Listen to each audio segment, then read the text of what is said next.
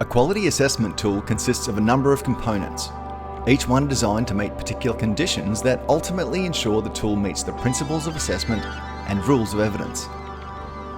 To ensure the tool is valid, we use a mapping matrix that carefully connects each piece of evidence to the training specification we're using.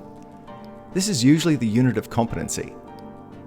When we're developing each assessment instrument, we create questions, activities, observations, and other documents that collect evidence and demonstrate the learner's competency across all areas of the training specification, from the performance criteria and assessment conditions to the foundation skills and dimensions of competency.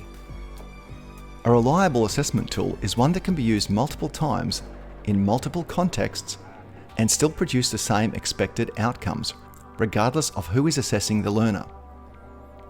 Reliability can be checked by ensuring the assessor's marking guide is clear and accurate. We also use version control to make sure assessors are using the most up-to-date version of the assessment. Flexibility and fairness are demonstrated by having clear instructions to both the assessor and the assessment candidate. For example, if reasonable adjustments are required for a learner with specific needs, the instructions should state how the assessor and candidate can accommodate the needs while still adhering to the principles of validity. Authenticity of the tool is achieved by a combination of items. Firstly, the assessment should have a cover page that gathers the student's information and signature, which acknowledges that the work is theirs.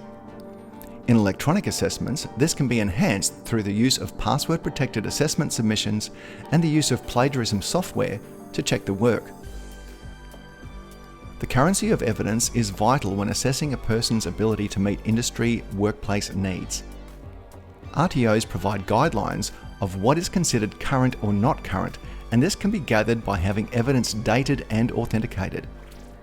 Again, the use of a verifiable signature and date on any evidence ensures that it has been gathered in accordance with those guidelines. Sufficient evidence is that which meets the minimum requirements of the training specification. This may mean that some tasks need to be performed multiple times. A quality assessment instrument will allow for this, for example by having multiple observations of some tasks, and having this clearly explained in the instructions. Lastly, the assessment system must ensure that all evidence is stored accurately and in a timely fashion.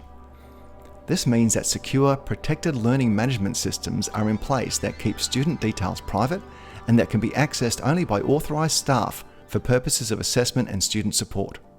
So, in summary, a quality tool will have the following 6 components. 1.